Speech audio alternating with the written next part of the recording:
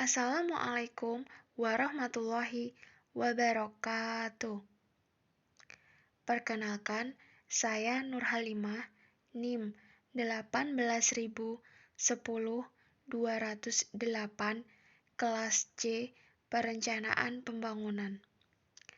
Di sini saya akan menyampaikan materi terkait konsep dan siklus perencanaan pembangunan. Perencanaan pembangunan daerah merupakan proses penting untuk menentukan tindakan masa depan dalam pelaksanaan pembangunan di daerah tersebut. Dengan menggunakan perencanaan, maka diharapkan pelaksanaan pembangunan dapat mencapai hasil yang diinginkan. Faktor penting dalam perencanaan pembangunan adalah keberanian untuk memutuskan apa yang harus dilakukan, kemudian kapan melakukannya, selanjutnya bagaimana melakukannya, dan yang terakhir siapa yang melakukannya. Perencanaan yang baik dapat dicapai dengan mempertimbangkan kondisi di waktu yang akan datang. Perencanaan yang baik juga akan menghasilkan keputusan atau hasil yang baik juga. Perlunya perencanaan karena dengan menggunakan perencanaan, maka akan mempunyai tujuan yang ingin dicapai. Maksudnya adalah perencanaan merupakan sarana untuk mencapai tujuan melalui pelaksanaan kegiatan. Dalam hal pembangunan suatu daerah, perencanaan sangatlah penting karena dengan menggunakan perencanaan, maka diharapkan kita tahu apa saja yang dibutuhkan dalam suatu pembangunan. Pembangunan adalah suatu konsep yang mempunyai tujuan dalam proses menuju ke arah keperbaikan dan peningkatan. Berikut ada beberapa pengertian terkait perencanaan menurut para ahli. Yang pertama yaitu menurut Early Swandi. Beliau mengemukakan bahwa perencanaan adalah suatu proses penentuan tujuan organisasi dan kemudian menyajikan dengan jelas strategi-strategi, taktik-taktik, dan operasi yang diperlukan untuk mencapai tujuan organisasi secara menyeluruh. Kemudian yang kedua menurut Becker. Pengertian perencanaan adalah suatu cara rasional untuk mempersiapkan masa depan. Kemudian yang ketiga menurut Douglas. Perencanaan adalah suatu proses kontinu dari pengkajian, membuat tujuan dan sasaran, dan mengimplementasikan serta mengevaluasi atau mengontrolnya. Kemudian yang keempat, menurut Alder, pengertian perencanaan adalah suatu proses menentukan apa yang ingin dicapai di masa yang akan datang serta menetapkan tahapan-tahapan yang dibutuhkan untuk mencapainya.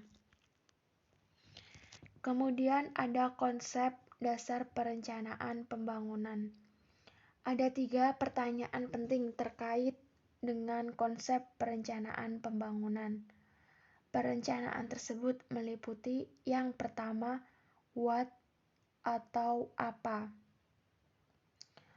Pembahasan tentang pertanyaan apa berkaitan dengan definisi perencanaan, definisi pembangunan, hubungan antara perencanaan dan pembangunan, konsep dasar perencanaan pembangunan, perbedaan antara perencanaan atau planning, perencanaan atau planners, dan perencana atau plan.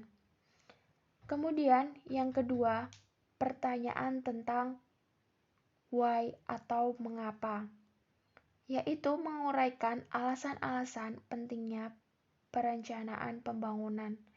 Kemudian yang ketiga, pertanyaan tentang how atau bagaimana, yaitu menguraikan hal-hal yang berkaitan dengan langkah-langkah perencanaan secara teori dan perencanaan di era desentralisasi dan otonomi daerah. Kemudian ada tujuan perencanaan. Yang pertama, yaitu mengantisipasi dan beradaptasi dengan segala perubahan yang terjadi. Kemudian yang kedua, memberikan arahan atau direction kepada para administrator maupun non-administrator agar bekerja sesuai dengan rencana. Kemudian yang ketiga ada menghindari atau setidaknya meminimalisir potensi terjadinya tumpang tindih dan pemborosan dalam pelaksanaan pekerjaan. Kemudian yang keempat, menetapkan standar tertentu yang harus digunakan untuk bekerja sehingga memudahkan dan dalam pengawasan atau kontrol. Kemudian ada 5 aspek perencanaan pembangunan. Yang pertama yaitu aspek lingkungan. Aspek lingkungan perlu diperhatikan secara serius oleh setiap perencana pembangunan, karena lingkungan memiliki dampak yang sangat besar terhadap berhasil atau tidaknya program pembangunan. Pembangunan yang kurang memperhatikan masalah lingkungan juga dapat memiliki nilai relevan yang rendah terhadap perubahan, terutama yang berkaitan dengan masalah-masalah kemasyarakatan sebagai ornamen penting dalam proses pembangunan. Kemudian yang kedua ada aspek potensi dan masalah. Potensi dan masalah merupakan dua hal yang sangat penting dan perlu diketahui oleh setiap perencana dalam upaya menyusun perencanaan pembangunan daerah. Potensi dan masalah merupakan fakta yang ada di lapangan dan sangat berpengaruh terhadap potensi pembangunan. Bahkan, hal ini dapat menjadi suatu pijakan awal dalam proses penyusunan perencanaan. Kemudian yang ketiga ada aspek institusi perencanaan. Institusi perencanaan adalah proses organisasi pemerintah yang bertanggung jawab melakukan perencanaan pembangunan daerah. Karena pembangunan pada dasarnya merupakan tugas pemerintah dalam rangka memenuhi kewajiban-kewajibannya kepada masyarakat. Maka hal ini perlu dilaksanakan mulai dari perencanaan hingga evaluasinya. Kemudian yang keempat ada aspek ruang dan waktu. Perencanaan pembangunan daerah merupakan salah satu tahapan dalam proses pembangunan daerah. Oleh karena itu, sebagai suatu tahapan tentunya ia akan terkait oleh suatu dimensi yang disebut dengan dimensi ruang dan waktu. Kemudian yang terakhir yaitu aspek legalisasi kebijakan. Dalam perencanaan pembangunan daerah, masalah legalisasi kebijakan memiliki peranan yang tidak kalah pentingnya dibandingkan dengan aspek-aspek lainnya. Aspek ini terjadi penting ketika hasil perencana pembangunan daerah dipandang sebagai suatu keputusan dari suatu kebijakan yang harus dilaksanakan. Pelanggaran terhadap hasil suatu perencanaan dapat dipandang sebagai tindakan penyelewengan yang dapat mengakibatkan implikasi hukum terhadap para pelanggarnya. Kemudian ada siklus perencanaan pembangunan. Yang pertama, mengumpulkan data yang dibutuhkan. Kemudian yang kedua, mengolah dan menganalisa data menjadi sebuah informasi. Kemudian yang ketiga, membuat perencana dan strategi pencapaiannya berdasarkan informasi tersebut.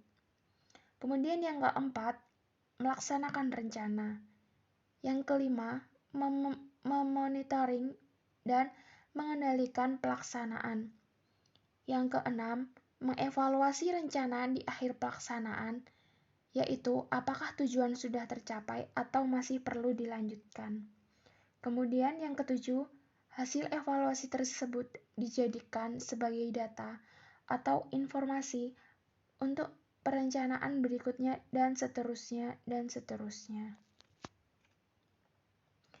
Kemudian proses perencanaan secara sederhana dan general sendiri terdiri atas kegiatan yang pertama, input atau masukan berupa data.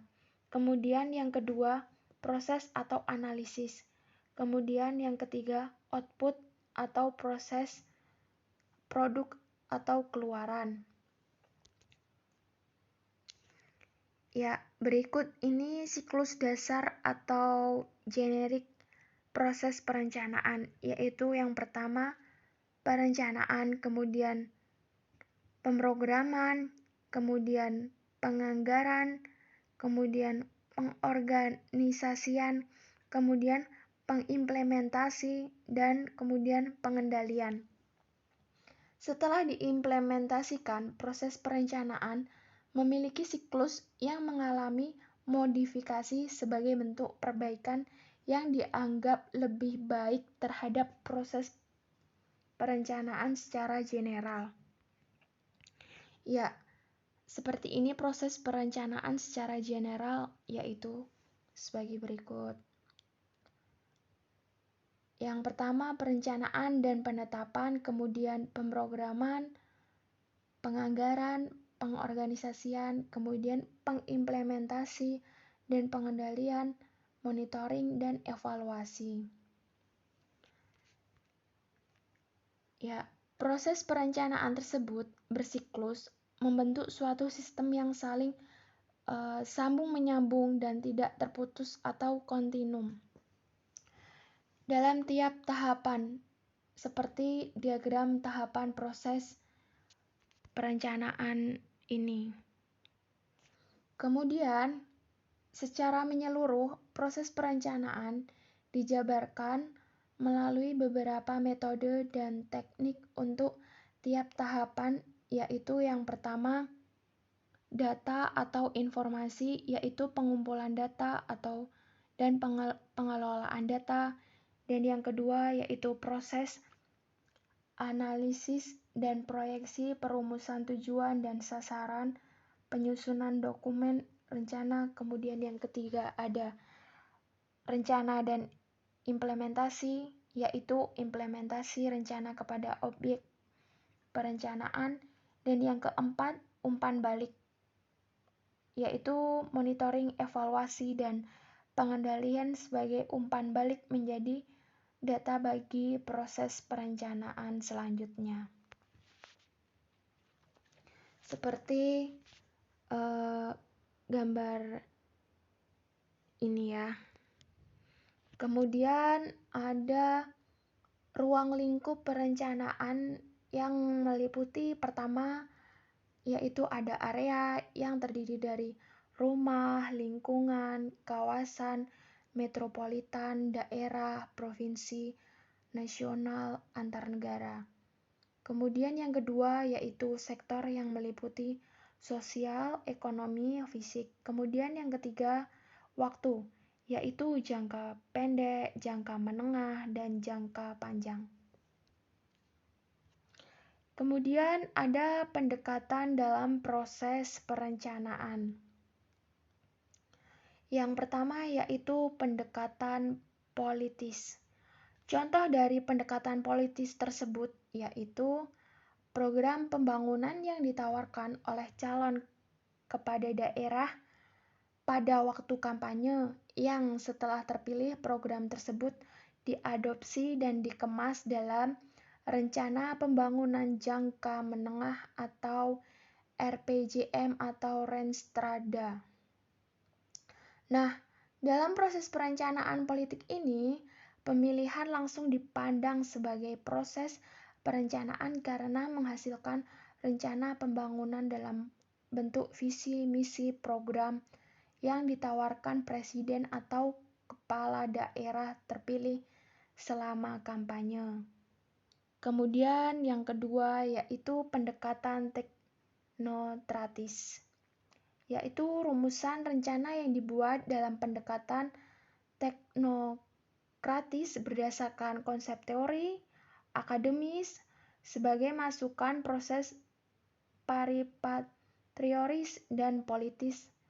Perencanaan yang dilakukan oleh perencanaan profesional atau oleh lembaga atau unit organisasi yang secara fungsional melakukan perencanaan. Kemudian yang ketiga yaitu ada pendekatan partisipatif, yaitu dalam pendekatan ini rumusan rencana yang dibuat menggunakan proses partisipatif melibatkan stakeholders setempat. Kemudian yang keempat, pendekatan atas bawah. Rumusan rencana yang dibuat dalam pendekatan atas bawah atau top down adalah di dalam konteks birokrasi pemerintah yang bersifat hierarkis. Kemudian yang terakhir, pendekatan bawah atas. Yaitu dalam pendekatan ini, rumusan rencana yang dibuat dan ditawarkan oleh lapisan masyarakat atau komunitas bawah atau grassroots akar rumput kepada lapisan atau tingkat governance atau atas. Ya, terima kasih. Mungkin cukup sekian yang dapat saya sampaikan.